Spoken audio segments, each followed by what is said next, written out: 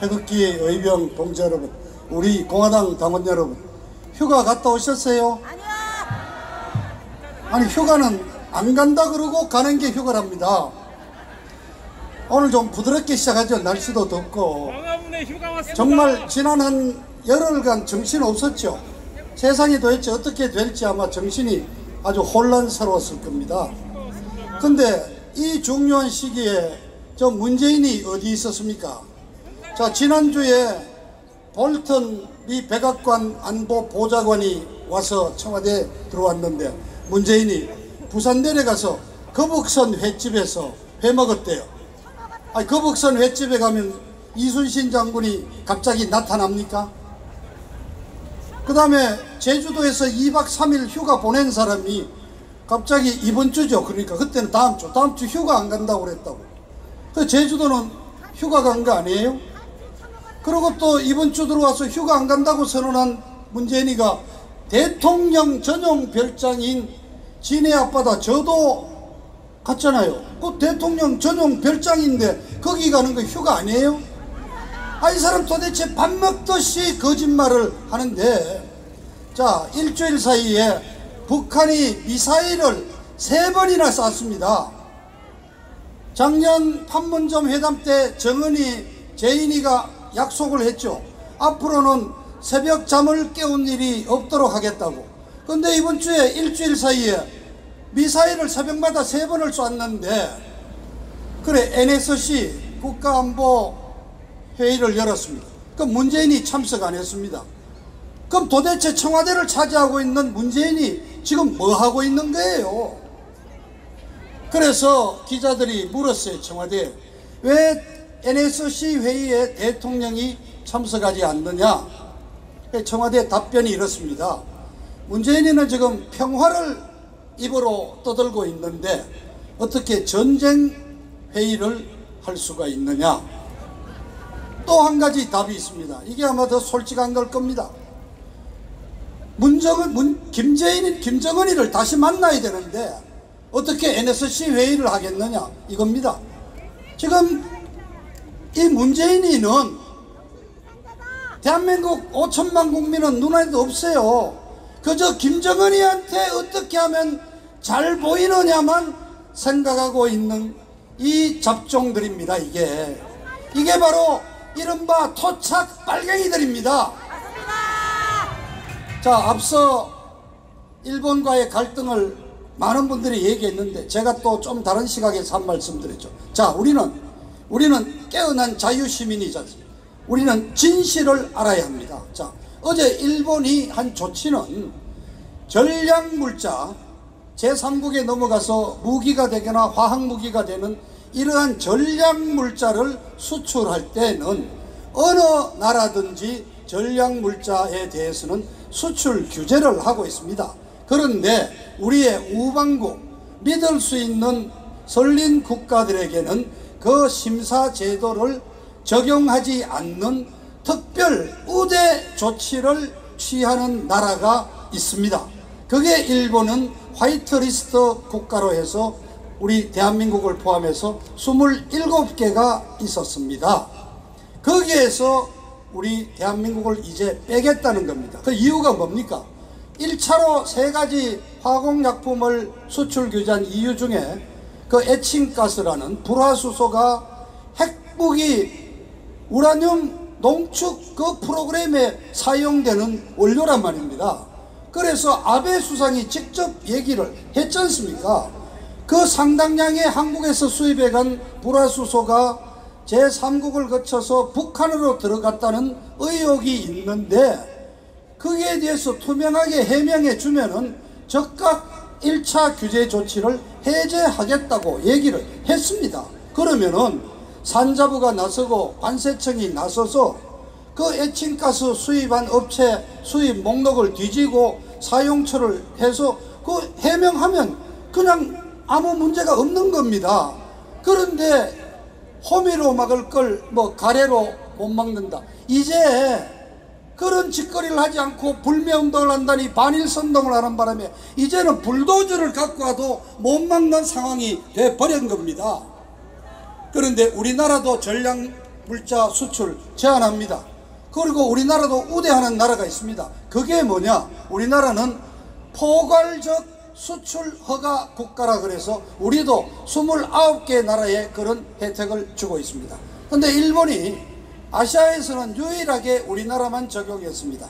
중국, 대만도 해당이 안 됩니다. 심지어 싱가포르도 C급으로 분류되어 있습니다. 그런데 이번에 아베가 그래도 신경 써서 제외는 했지만 우리는 B급으로 놓고 있습니다. 그래서 일본 측 주장은 이건 무역 보복도 아니고 수출 금지도 아니고 전략 물자를 엄격하게 관리하는 조처다.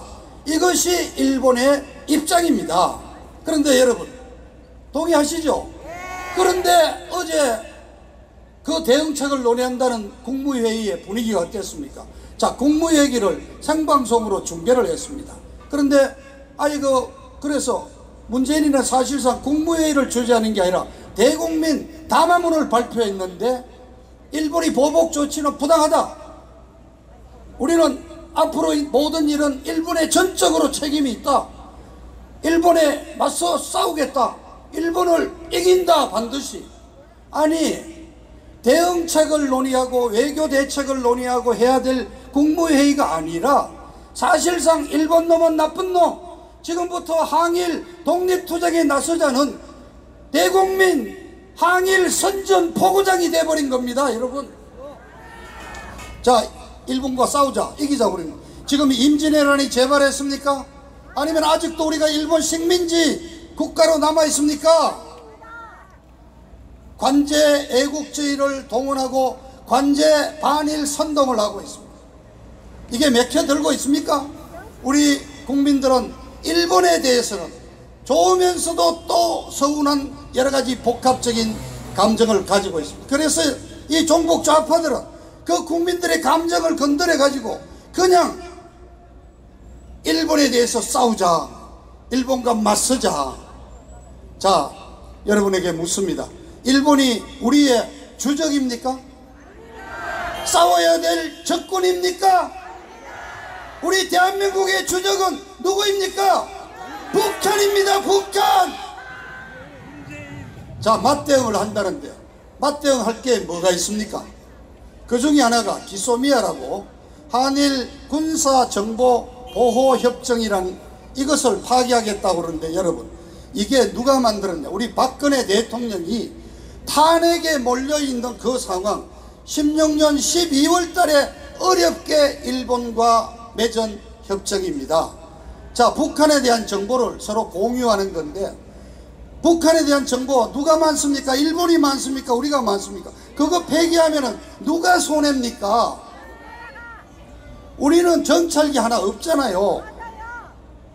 자, 맞대응할 게 없습니다. 자, 일본은 대한민국의 주요 제조업을 아주 그냥 망가뜨릴 수 있는 급소를 잡고 있는데 우리 대한민국은 일본 경제를 때릴 만한 그런 한방이 없습니다. 우리나라는 기초 부문이 약하고 우리는 응용기술이 발달돼서 국제적인 분업체계에서 우리는 일본, 미국, 중국 등등에서 부속품을 사와가지고 조립을 해서 상품으로 만들어내는 최종 단계의 응용 기술이 강하기 때문에 이렇게 반도체 강국이 됐는데 우리는 일본을 한 방에 거꾸로 때릴 그런 결정타가 없습니다. 그래서 이 싸움은 이기기 힘든 싸움입니다. 이길 수 없는 싸움입니다. 여러분, 우리 애국시민 여러분, 미국과 중국이 지금 무역 갈등을 2년째 벌이고 있지 않습니까? 보셨잖아요. 시진핑이가 지금 트럼프한테 질질 끌려다니고 있지 않습니까? 질 수 없는 싸움을 이 자들이 왜 걸고 났습니까? 간단히 두 가지. 첫째, 친북, 친중 이 노선을 계속 가기 위해서입니다. 친중, 친북을 하기 위해서 가장 미운 털이 박힌 게 바로 한미일 삼각동맹체제인데 우리는 바로 이 삼각동맹체제에서 지난 50년간 경제 성장, 경제 강국을 만들 수 있었던 겁니다.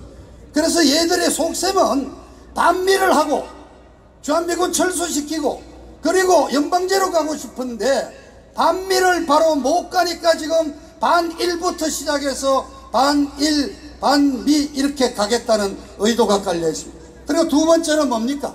아까 말했듯이 일본에 대한 우리 국민 감정을 건드려 가지고 완전히 우리 지금 국문을 분열시키고 있는 겁니다. 국민들이 따르면 따른 대로, 따르지 않으면 안 따른 대로 대깨문이라고 있죠. 대가리가 깨져도 문재인 지지하겠다는 그런 대깨문들하고 관제 언론을 동원해서 친일 반일 이 프레임으로 걸고 가서 우리 대한민국 국민을 완전히 그냥 반일 선동 죽창 들고 싸우자는 거로 끌고 가겠다. 이게 바로 내년 선거 치르는데도 유리하다는 아예 민주당 비밀 문서까지 나왔지 않습니까? 자, 이렇게 가면 되겠습니다. 일본을 상대하는 데 있어서 우리는 친일 반일 두 가지만 있는 게 아닙니다. 여러분, 제3의 길이 있습니다. 일본을 알아야 합니다. 그러면 지1이 있습니다. 일본을 써먹어야 됩니다. 일본 기술을 써먹고 일본 자본을 가져와서 우리가 투자해야 됩니다. 용일 운동이 있습니다. 그리고 일본과 사이좋게 지내는 우호 동맹을 맺는 우일도 있는 것입니다. 여러분, 박정희 대통령이 65년에 결단을 내려서 한일 협정을 맺었던 그 동기가 바로 일본을 써먹고 일본을 우호동맹을 맺어서 일본으로부터 도움을 받아서 지금 대한민국이 이루어진 것이 아닙니까? 자, 앞으로 전개에 따라서 일본이 금융 어떤 조치를 취하면 어떤 전문가들은 제2의 IMF 아니다, IMF보다도 더 심각한 경제 쓰나미가 올 수 있다는 경고를 하고 있습니다. 자, 여러분, 일본에 어제 규제 조치 발효되는 날이 이달 28일입니다. 25일이 남아 있습니다. 이 25일은 짧다면 짧지만은 잘 활용하고 슬기롭게 대처하고 산업적으로 대처하고 외교로 잘 대처하면은 이 난국을 풀 수 있는 충분한 기간이기도 합니다. 그러나 문재인 이 좌파 정부 완전히 외눈배기 황소 고집에 쏘가지가 좁아 터져서 죽창 들고 싸우자는 겁니다. 이 길은 여러분 대한민국을 망하게 하는 길, 망국으로 끌고 가는 길입니다. 문재인이 끌어내셔야 합니다. 8.15가 다가오고 있습니다. 홍콩 시위를 본받읍시다. 100만 명이요, 서울역으로, 시청광장으로, 광화문으로 나와라. 감사합니다.